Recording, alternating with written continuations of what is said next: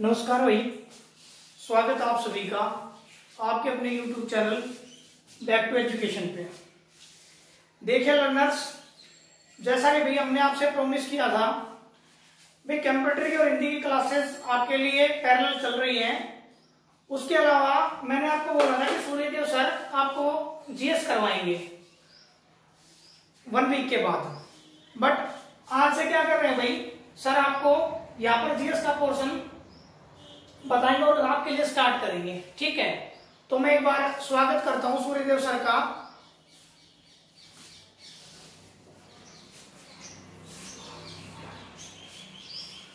तो सर करो continue. Hello दोस्तों,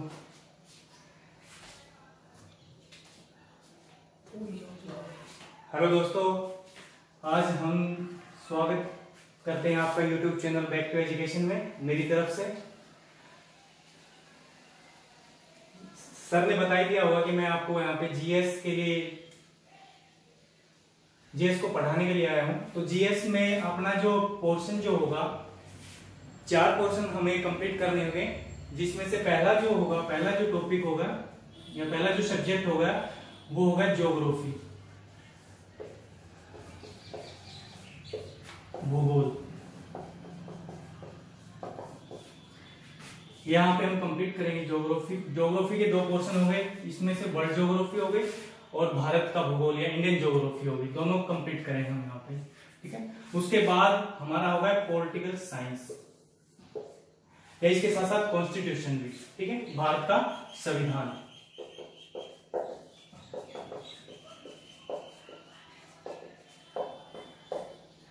और तीसरा जो पोर्शन होगा वो होगा हिस्ट्री, इतिहास के भी 3 पोर्शन हमें कंप्लीट करने हैं। ठीक है, उसके बाद इकोनॉमिक्स, अर्थशास्त्र या अर्थव्यवस्था। ठीक है, ये 4 पोर्शन हमें कंप्लीट करने हैं अभी, और लगातार हमारी क्लासें आती रहेगी। तो सबसे पहले हम शुरुआत करते हैं, आज कोई छोटा सा टॉपिक उठा के देखते हैं, इंट्रोड्यूस क्लास आज। तो एक छोटा सा कोई भी टॉपिक हम कंप्लीट करते हैं किसी भी सब्जेक्ट से उठा के।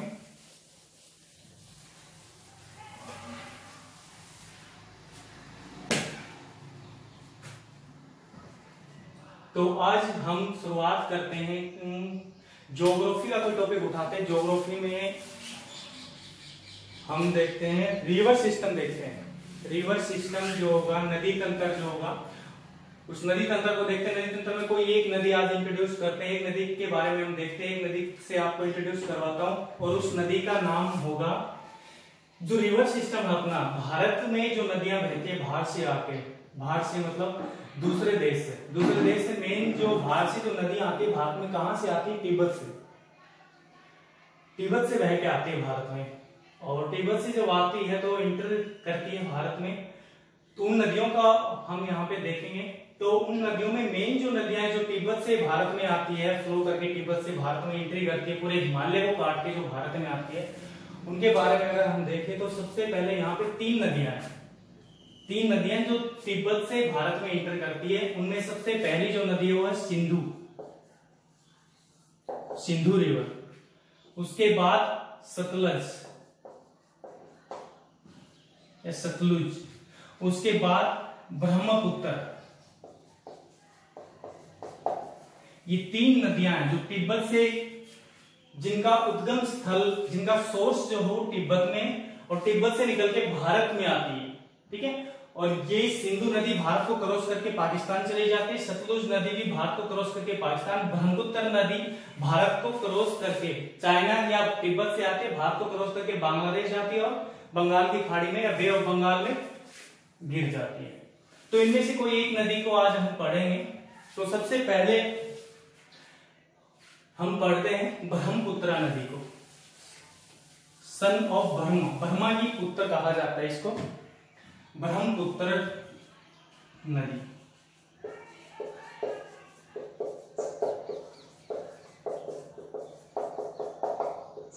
ब्रह्मपुत्र नदी तंत्र। देखो ब्रह्मपुत्र नदी तंत्र, ब्रह्मपुत्र नाम से पता लग रहा है, सन ऑफ बर्मा, बर्मा का पुत्र, ठीक है, सन ऑफ बर्मा, बर्मा का पुत्र। ब्रह्मपुत्र नदी के बारे में अगर हम बात करें यहाँ पे, तो ब्रह्मपुत्र जो नदी है उसका जो उद्गम होता है, ब्रह्मपुत्र नदी का जो जन्म होता है वो कहाँ पे होता है, अभी मैंने बताया आपको, तिब्बत में ब्रह्मपुत्र नदी का जन्म होता है। तो तिब्बत की अगर हम बात करते हैं तो अभी मैप के द्वारा आप लोगों को समझाता हूँ कहां से इसका उद्गम होता है ब्रह्मपुत्र नदी का। तो ब्रह्मपुत्र नदी के बारे में अगर हम देखें तो ब्रह्मपुत्र नदी का जो उद्गम जो स्थल है वो तिब्बत में एक झील है, और झील का नाम है मानसरोवर। मानसरोवर एक झील है, और मानसरोवर झील कहां पे पड़ता है, तिब्बत में। आपने नाम सुना होगा कैलाश पर्वत, कैलाश मानसरोवर, जो यात्रा तीर्थ यात्रा के लिए जाते हैं कैलाश पर्वत, वो हिमालय पर्वत की एक श्रेणी कैलाश श्रेणी, जैसे लद्दाख श्रेणी वैसे कैलाश श्रेणी, और कैलाश श्रेणी में एक झील पड़ती है जिसका नाम है मानसरोवर, और मानसरोवर झील के पास से ही इन नदियों का उद्गम होता है। अगर याद, बहुत बार क्वेश्चन आते हैं एग्जाम में, यहाँ से क्वेश्चन आते हैं कि निम्नलिखित में से कौन सी नदी का उद्गम स्थल भारत से बाहर से, ऑप्शन होता है सतलुज होता है, व्यास होता है, चिनाब होता है, रावी होता है। और बहुत बार कंफ्यूज होता है कि सारे की चारों नदियां हमें भारत की बताई जाती है, भारत की हम पढ़ते हैं कि चारों नदियां भारत में, लेकिन यहाँ पे जो सतलुज नदी है, सतलुज नदी का जो उद्गम होता है वो भारत से बाहर होता है, और कहाँ पे होता है अभी बताया था मैंने यहाँ पे तिब्बत में। तो यहाँ पे छोटी सी की याद रखना, SBI, सतलुज, ब्रह्मपुत्र और इंडस, सतलुज, ब्रह्मपुत्र और इंडस, SBI का जो उद्गम जो स्थल है वो है मानसरोवर झील। कहां पे पड़ता है, तिब्बत। लेकिन तिब्बत में वर्तमान में कौन से देश ने आधिपत्य कर रखा है, चाइना, चीन, ठीक है। तो तिब्बत से इन तीनों नदियों का उद्गम होता है। तो आज हम ब्रह्मपुत्र नदी के बारे में पढ़ते हैं। चलो शुरुआत करते हैं ब्रह्मपुत्र नदी की। देखो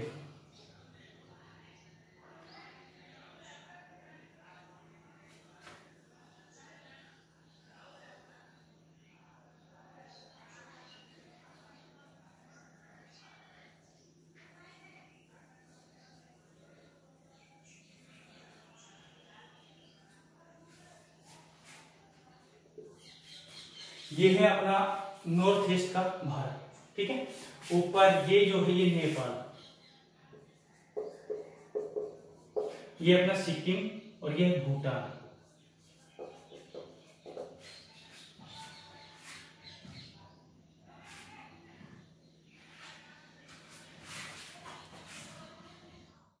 तो यहाँ पे एक झील है, तिब्बत जो है ना, तिब्बत जो ऑटोनोमस रीजन है अभी वर्तमान में, क्योंकि चाइना का आधिपत्य है उस पर। लेकिन तिब्बत के बारे में एक बात, एक फैक्ट आपको याद रखना चाहिए, तिब्बत में एक धर्मगुरु होता है जिसको दलाई लामा कहा जाता है। और क्या हुआ था, चाइना ने 1950 में ही तिब्बत पे अपना अधिकार कर लिया था, और जो वहां पे दलाई लामा था, वहां पे जो गवर्नमेंट थी ना, वो उसको कहां पे स्थानांतरित, वो अभी वर्तमान में कहां पे रह रही है, भारत में हिमाचल प्रदेश में एक जिला है धर्मशाला, धर्मशाला में एक जगह मैक्लोडगंज, वहां पे अभी वो दोनों, या वो जो गवर्नमेंट है वहां की तिब्बत की वहीं पे रहती है। तो अभी हम तिब्बत की बात कर रहे हैं, लेकिन वर्तमान में उसका आधिपत्य किसका, ये बात याद रखना, इसका चाइना का। तो तिब्बत में एक झील होती थी कैलाश श्रेणी के अंदर ही, उस झील का जो नाम था वो था मानसरोवर झील। यहाँ पे ये झील है, इसका नाम है मानसरोवर झील। ये वही कैलाश मानसरोवर झील है जहां पे तीर्थयात्री जाते हैं, ठीक है। मानसरोवर जो झील है ना, उसकी पूर्वी तरफ, ईस्ट जो साइड है, पूर्व की तरफ यहाँ पे एक ग्लेशियर है, यहाँ पे एक ग्लेशियर है, और ग्लेशियर का जो नाम है वो है चेमा युंगडुंग, चेमा युंगडुंग ग्लेशियर, चेमा युंगडुंग ग्लेशियर। ये वो ग्लेशियर किसको कहा जाता है, जहां पे बर्फ जमी हुई है, या हिमनद कहा जाता है, हिम या बर्फ की नदी, ग्लेशियर, ठीक है। वो ग्लेशियर, वहां से बर्फ पिघलने से जो पानी जो आता है, वहां से जिस नदी का उद्गम होता है वही नदी क्या कहलाती है, ब्रह्मपुत्र नदी। चेमा युंगडुंग ग्लेशियर, ये एक बात है, इसका एक दूसरा ग्लेशियर जिसपे इसका उद्गम स्थल माना जाता है आंगसी ग्लेशियर, आंगसी ग्लेशियर, इसको भी इसका उद्गम स्थल माना जाता है। तो यहां से नदी निकलती है तिब्बत से, चेमायोडोंग हिमनद से। जब ये तिब्बत से निकल रही होती है तो तिब्बत में इस नदी को क्या कहा जाता है, तो यहाँ तिब्बत में ब्रह्मपुत्रा जो नदी को जो कहा जाता है वो कहा जाता है सांगपो। सांगपो, सांगपो कहाँ कहा जाता है, याद रखना तिब्बत में ब्रह्मपुत्र नदी का नाम क्या है, सांगपो नदी। सांगपो या इंग्लिश में देखें तो तसांगपो, लेकिन यहाँ पे याद रखना यहाँ पे टी साइलेंट होता है तो इसको क्या बोला जाता है, सांगपो बोला जाता है। और सांगपो का जो अर्थ होता है ना, सांगपो का अर्थ क्या होता है, सांगपो का अर्थ होता है शुद्ध। सांगपो का अर्थ होता है शुद्ध, शुद्ध करने वाला, ठीक है, शुद्ध करने वाला या अपमार्जक कहा जाता है। सांगपो का मतलब होता है शुद्ध या अपमार्जक या प्यूरिफाई जो करता है उसको कहा जाता है सांगपो तिब्बती लैंग्वेज में। तो सांगपो नदी कहा जाता है तिब्बत में। जैसे आगे बढ़ती है, तिब्बत की राजधानी, आप लोगों को पता ही होगा, जिसको नहीं पता वो बता रहा हूं, तिब्बत की राजधानी का जो नाम है वो है ल्हासा। ल्हासा, तो तिब्बत की जो राजधानी ल्हासा वो सांगपो नदी के किनारे स्थित है, ठीक है। और ये आगे बढ़ती है सांगपो नदी, सांगपो नदी आगे बढ़ती है तो यहाँ पे सांगपो, याद रखना सांगपो या ब्रह्मपुत्र नदी पे एक डैम भी बनाया गया है। और वो डैम जो बनाया गया था वो भारत और चाइना के बीच में विवाद भी था। भारत और चाइना के बीच में विवाद था, भारत ने वो डैम बनाने से मना किया था चाइना को, और उस डैम का जो नाम है वो जगम्बू डैम है। यहाँ पे भूटान से ऊपर की तरफ चलते यहाँ पे वो डैम बनाया गया। उस डैम के बारे में जब हमारी ब्रीफ में क्लास होगी, पूरी कंटिन्यू जो क्लास होगी उस बार के उसके बारे में पढ़ेंगे, वो इश्यू क्या चल रहा है उसके बारे में भी देखेंगे, क्या था विवाद, क्या था उन दोनों का, देशों का। यहाँ से आगे चलते हैं, ये पूरा का पूरा हिमालय यहाँ से पूर्व से लेके यहाँ पे पश्चिम में जम्मू कश्मीर से लेके यहाँ अरुणाचल, पूरा ये हिमालय श्रेणी है, ठीक है। तो यहाँ पे हिमालय की एक श्रेणी है जिसका नाम है नामचा बरवा। नामचा बरवा, नामचा बरवा एक हिमालय की एक पर्वत चोटी, एक श्रेणी है, 7000 मीटर से ज्यादा हाइट है इसकी, ऊंची चोटियों में नाम आता है नामचा बरवा का। तो यहाँ पे जो ब्रह्मपुत्र नदी नामचा बरवा की पूर्व से होती हुई कहाँ पे प्रवेश करती है, ये जो यहाँ पे ये जो भारत का जो राज्य है ये कौन सा, अरुणाचल प्रदेश। अरुणाचल प्रदेश में प्रवेश करती है, और अरुणाचल प्रदेश में जहां से प्रवेश करती है उस दर्रे का नाम है, कौन से दर्रे से अरुणाचल प्रदेश में प्रवेश करती है, वो दर्रा है यांगयापा दर्रा। यांगयाप दर्रा, दर्रा मतलब दरार, दरार मतलब जो ज्यादा चौड़े जो दो पहाड़ों के बीच में जो गैप होगा ना उसको क्या कहा जाता है, पास कहा जाता है, गैप कहा जाता है दर्रा। तो दरार जहां से गुजर सके कोई चीज, तो दर्रा किसको कहते हैं, दो पहाड़ों के बीच के गैप को कहा जाता है। तो यांगयाप दर्रा कहां पड़ता है, एक चीज और याद रखना, अरुणाचल प्रदेश। तो यांगयाप दर्रे से होते हुए भारत में कौन सी नदी प्रवेश करती है, ब्रह्मपुत्रा नदी प्रवेश करती है। और याद रखना यहाँ पे एक कैनेडियन भी बनाती है ब्रह्मपुत्र नदी। कैनेडियन क्या होता है, देखो दो चीजें होती है, एक होता है गोर्ज, एक होता है गोर्ज, एक होती है कैनेडियन।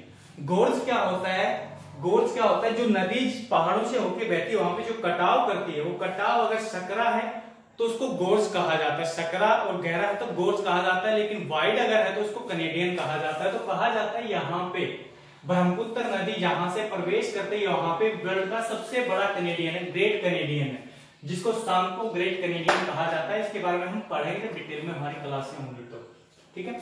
तो यहां से जब यांगयापा दर्रे से प्रवेश करती है तो एंट्री कर जाती है कहां पे, अरुणाचल प्रदेश में। कौन सी नदी, सांगपो नदी। जब सांगपो नदी अरुणाचल प्रदेश में प्रवेश करती है तो इस नदी का नाम यहाँ के जो रीजनल जो लोग है ना, जो क्षेत्रीय लोग हैं, उस नदी का नाम क्या रख देते हैं, उस नदी को अरुणाचल प्रदेश में किस नाम से जाना जाता है, दिहांग नदी। दिहांग नदी या दिहांग रिवर, दिहांग भी कहा जाता है, या वहां के जो रीजनल जो क्षेत्रीय लोग हैं उसको सियांग भी कहते हैं, सियांग। तो ये मैं यहाँ पे लिख रहा हूं, आप देख लेना, सियांग,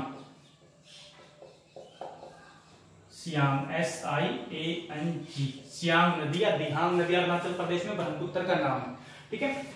ब्रह्मपुत्र नदी आगे चलती है पूरे अरुणाचल प्रदेश में, पहाड़ों को काटती हुई आगे चलती है, और जहां पे ये हमारा यहाँ पे ये जो राज्य ये हमारा मेघालय, ठीक है, मेघालय। और यहाँ पे ये जो पूरा जो ये राज्य है ये है आसोम, तो अरुणाचल प्रदेश से निकल के ये जो नदी असम में प्रवेश करने वाली ही होती है, लेकिन उससे पहले एक जगह आती है पासी घाट। यहाँ पे एक जगह है पासी घाट, और पासी घाट के पास क्या होता है, साइड से एक नदी आती है, वो भी तिब्बत से निकल के आती है, और इस नदी का नाम जो है वो क्या है, दिबांग।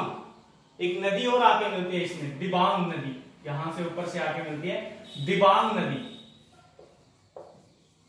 दिबांग नदी।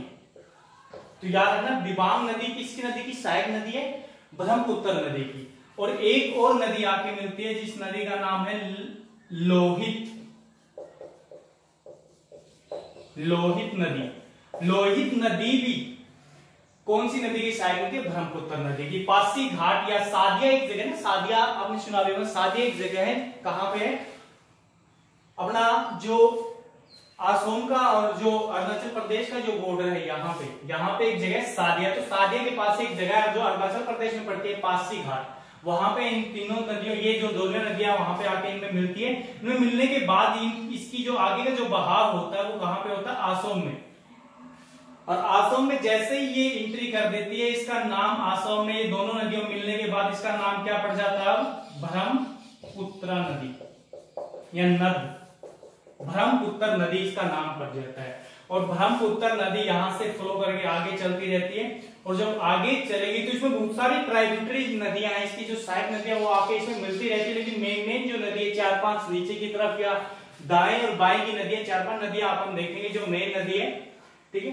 यहां से जैसे ये आगे चलती है, तो यहां पे क्या होता है, ये नदी जो पहाड़ों से आती है तो अपने साथ गाद लेके आती है पूरा, ठीक है, अवसाद लेके आती है, और वो अवसाद धीरे धीरे करके यहां से जो पूरा ढलाई में आती है। लेकिन यहाँ पे क्या होता है, मैदानी भाग में प्रवेश कर जाती है, क्योंकि आसाम में थोड़ा मैदानी क्षेत्र है।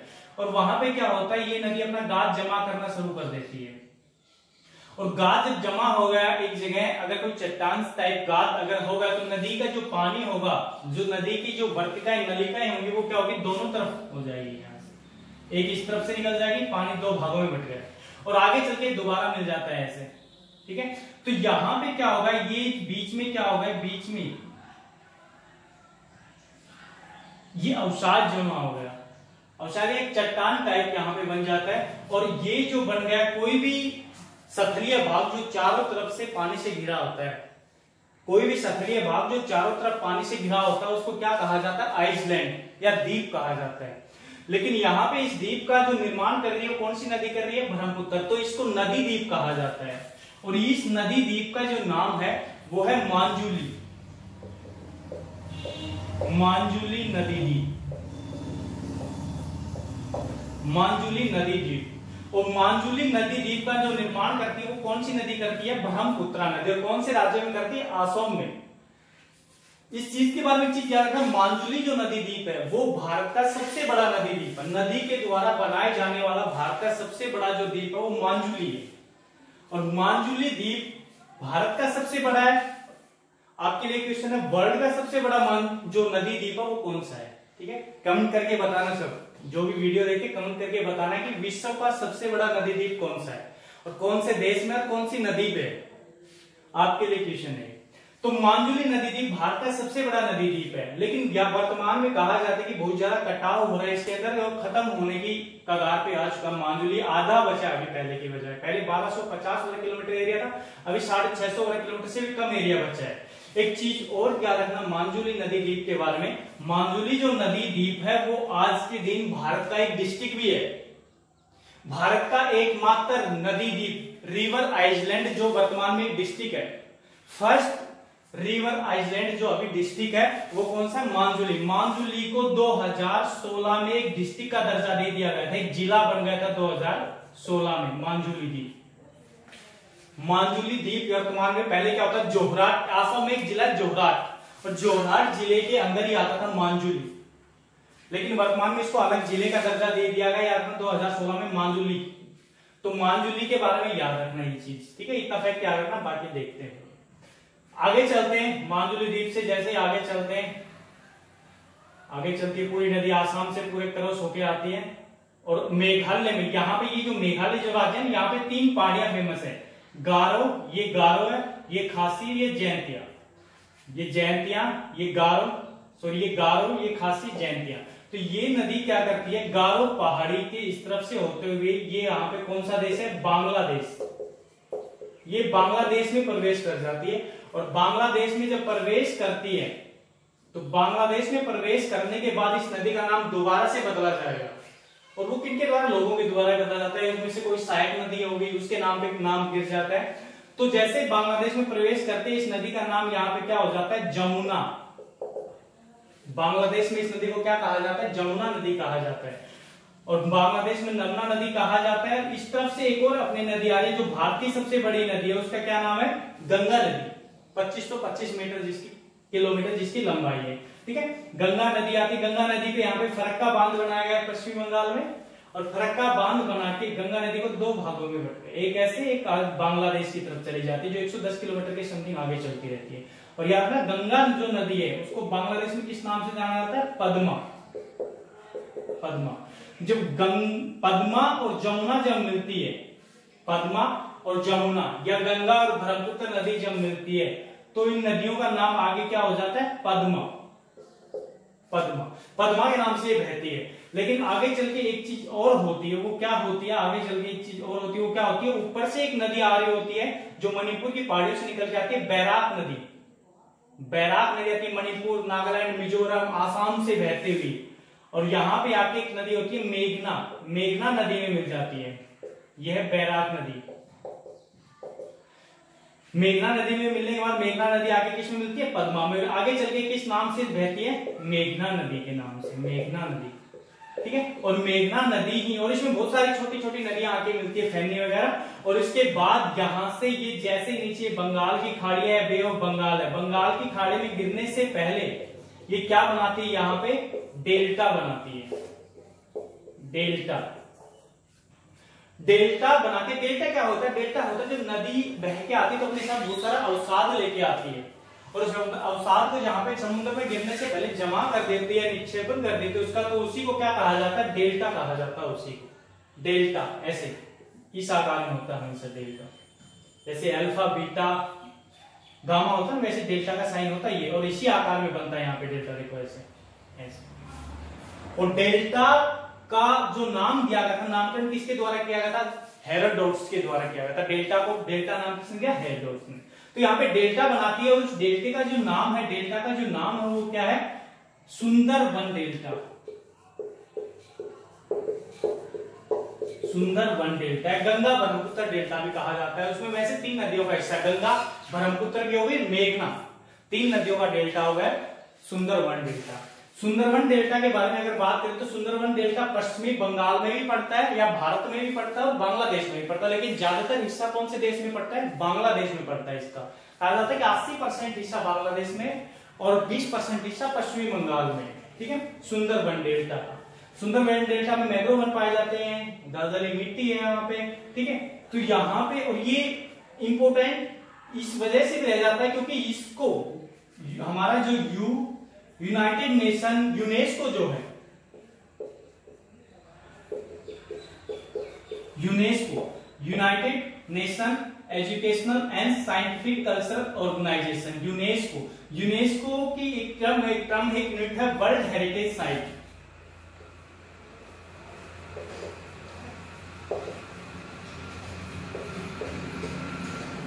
World heritage site, world heritage site ने क्या किया था, इसको 1987 में अपने अंडर लिया था। तो याद रखना सुंदरबन डेल्टा को वर्ल्ड हेरिटेज जो साइट है, विश्व विरासत सूची में शामिल कब किया गया था, विश्व विरासत सूची में शामिल किया गया था 1987 में। किसको, सुंदरबन डेल्टा को। एक चीज और है अभी करंट में जो चल रहा है, यार हमने यूनेस्को की एब्रिविएशन याद रखना, United Nation Educational Scientific and Cultural Organisation, इसी के यूनिट है जिसको एसटी के अंडर काम करती है। वर्ल्ड हेरिटेज साइट, विश्व विरासत सूची में सुंदरबन डेल्टा को शामिल किया गया 1987 में। उसके अलावा हम एक चीज और देखते हैं, अभी करंट में भी उसका नाम चल रहा है रामसर, रामसर आर्द्र भूमि क्षेत्र, आर्द्र भूमि, रामसर आर्द्र भूमि, रामसर आर्द्र भूमि भी घोषित किया गया है याद रखना सुंदरबन को। और वो कब किया गया है, 2019 में। रामसर आर्द्र भूमि क्या होता है, वेटलैंड, वेटलैंड मतलब गिल्ला जो क्षेत्र है, ठीक है, उसको रामसर आर्द्र भूमि क्षेत्र के तहत आजकल रखा जाता है। और रामसर क्या है, रामसर राम के नाम से नहीं है, श्री राम के नाम से रामसर नहीं रखा गया, रामसर एक जगह है और वो जगह कहां पे पड़ती है, ईरान में। ईरान में एक जगह है रामसर, और वहीं पे क्या हुआ था 1971 में एक सम्मेलन हुआ था और वो जो सम्मेलन हुआ था वो इसीलिए होता है कि वर्तमान में या वर्ल्ड में जितनी भी आर्द्र भूमि वेटलैंड एरिया है उनको संरक्षित किया जाए या उनको रिजर्व किया जाए। इसी वजह से 1971 में एक बैठक हुई थी ईरान में, वो जगह थी रामसर, इसलिए इसको कहा जाता है रामसर आर्द्र भूमि कन्वेंशन या रामसर आर्द्र भूमि सम्मेलन कहा जाता है। और वो जो सम्मेलन, एक चीज और बताता था, वो जो सम्मेलन हुआ था वो था 2 फरवरी को, 2 फरवरी 1971 को। और 2 फरवरी को ही क्या मनाया जाता है, विश्व आर्द्र भूमि दिवस मनाया जाता है, वर्ल्ड वेटलैंड डे, विश्व आर्द्र भूमि दिवस मनाया जाता है 2 फरवरी 1971, क्योंकि 1971 में रामसर में एक कन्वेंशन सम्मेलन हुआ था इसी वजह से। ठीक है, तो याद रखना Sundarban delta world heritage site में भी शामिल है, रामसर भूमि भी है सुंदरवन डेल्टा। ठीक है, मैं इसको रफ कर रहा हूं अभी।